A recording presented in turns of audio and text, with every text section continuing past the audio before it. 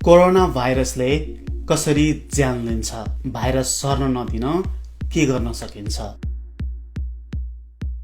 आज corona virus अर्थात् COVID-19 को बारेमा बुझाउने प्रयास गर्छु।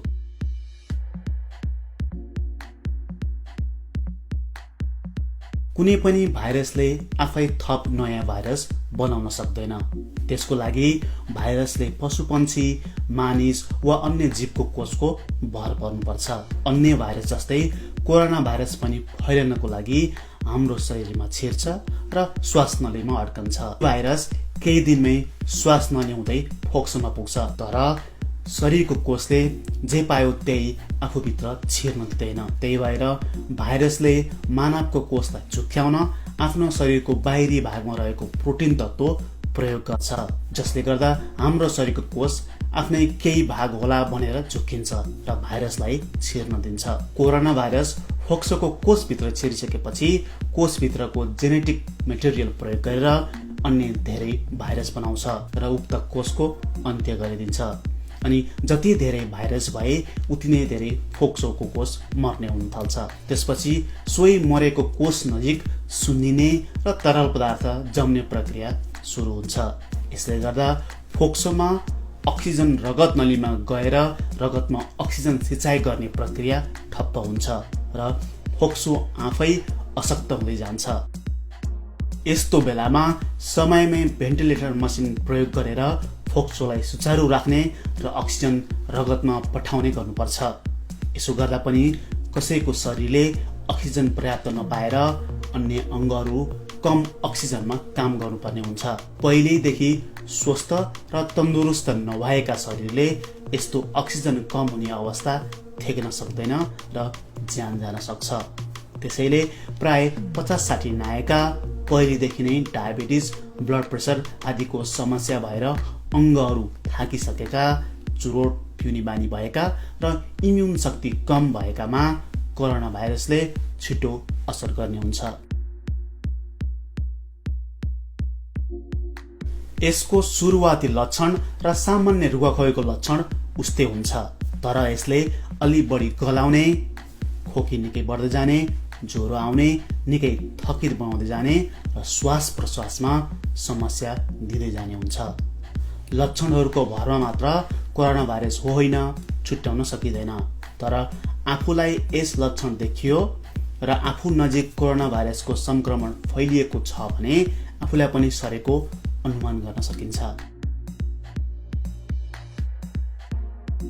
कोरोना भाइरस हो होइन भनेर पत्ता लगाउन नाक, मुख, घाँटी, फोक्सो र रगतबाट स्याम्पल लिएर भाइरसको जेनेटिक मेकअप कुन हो भनेर खोजी गरिन्छ र कोरोना भाइरसको जिनसँग मिल्यो भने पोजिटिभ टेस्ट मानिन्छ।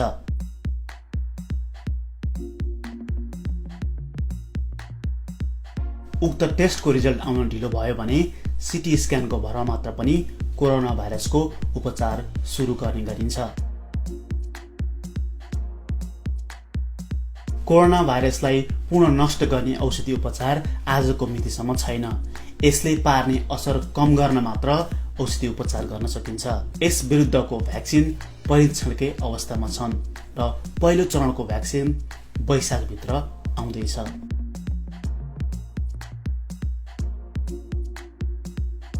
यदि आफू बसेको ठाउँ नजिकको बस्तीमा कोरोना भाइरस फैलिएको छ भने निम्न कुराहरू गर्नुहोस्।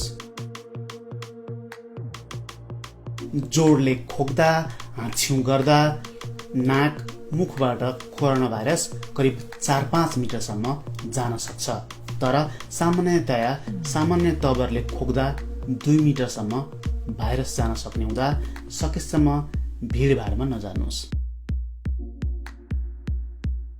सार्वजनिक स्थानमा भएको कुनै पनि चिज सकेसम्म हातले नछुनुहोस्। छुनै पर्ने भए अल्कोहल सेनिटाइजरले हात सेनिटाइज गर्नुहोस् वा साबुन पानीले राम्रोसँग हात धुनुहोस्। सार्वजनिक स्थानको ढोका खोल्नु पर्यो भने कुहिनो वा खुट्टा प्रयोग गर्नुहोस्।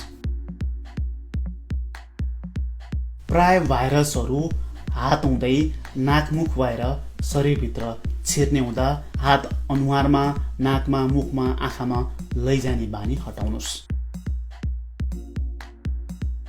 हात धुँदा साबुन लगाएर कम्तीमा 20 सेकेन्ड हात माड्नुस्। नङभित्र, औँलाको कापामा आदिमा राम्रोसँग सफा गर्नुस्।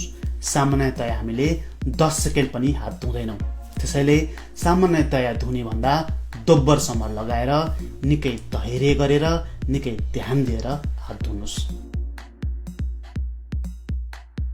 आफ्नै घर छेउ टोलमा कोरोना भाइरस नफैलासम्म मास्क लगाउन जरुरी हुँदैन।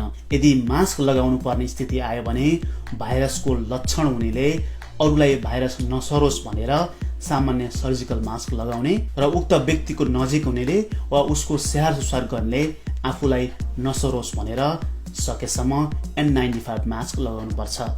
मिल्दैन भने सामान्य मास्क लगाउनु पर्छ। N95 मास्कको पनि अनुहारको बनोट अनुसार फरक फरक साइज हुने गर्छ, जुत्ताको साइज जस्तै। मास्कको सर्टेज भयो भने घरमै बनाएको कपडाको 2 लेयरको मास्क भने पनि लगाउनुहोस्। यदि मास्क लगाउनु भएको छैन भने घरमा वा घर बाहिर खोक्दा वा हाँच्छ्युँ गर्दा सकेसम्म न्यापकिन टिस्यु पेपरको प्रयोग गर्नुपर्छ र उपयुक्त ठाउँमा फाल्नुपर्छ। पुनः प्रयोग गर्ने खालको कपडाको रुमाल प्रयोग गर्नु हुँदैन, किनकि कपडाको रुमालमा लामो समयसम्म भाइरस बस्न सक्छ।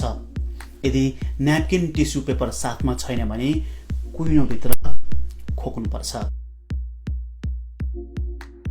बाहिर जाँदा लगाएको कपडा छुट्टै राख्नुहोस् र दिनहुँ मिल्दासम्म वासिङ मेसिनमा धुनुहोस्। दिशाबाट पनि कोरोना भाइरस सर्न सक्ने मानिएको छ, त्यसैले टोयलेट नियमित सफा राख्नुपर्छ। भाइरस हार्ड सर्फेसमा वा सामानहरूमा केही दिनसम्म रहन सक्ने हुँदा घरका सामानहरू दिनहुँ जस्तो ब्लिच वा अरू कुनै डिसइन्फेक्टेन्ट प्रयोग गरेर सफा राख्नुपर्छ। यसो गर्दा ग्लोभ्स लगाउनुपर्छ। कोरोना भाइरस लागेकोलाई हेरचाह गर्ने सम्पूर्ण अङ्ग, सम्पूर्ण शरीर ढाक्नुपर्छ, टाउको, आँखा, खुट्टा सहित। तपाईँ बसेको सहर सम्पूर्ण क्वारेन्टाइनमा पर्यो भने भनेको बेलामा घर बाहिर निस्कन नपाउने हुन सक्छ। त्यसैले अन्य कुनै औषधि नियमित खाने गर्नुहुन्छ भने 3 महिनाको लागि औषधि किनेर स्टकमा राख्नुहोस्। अनि रुगाखोकी वा सामान्य चोटपटक, झाडा पखाला र सामान्य इन्फेक्सनको लागि प्रयोग हुने औषधिहरू किनेर स्टकमा राख्नुहोस्। यदि तपाईँ आफूमा कोरोना भाइरसको लक्षण महसुस गर्नुभयो भने नजिकको स्वास्थ्य चौकी वा सरकारी अस्पतालमा फोन गरेर मात्र जानुहोस्। मिल्छ भने इमर्जेन्सी सेवालाई नै तपाईँलाई लिन बोलाउनुहोस्। यो भिडियो जनचेतनाको लागि भएको हुँदा कृपया विभिन्न फेसबुक ग्रुपहरूमा सेयर गरिदिनुहोला।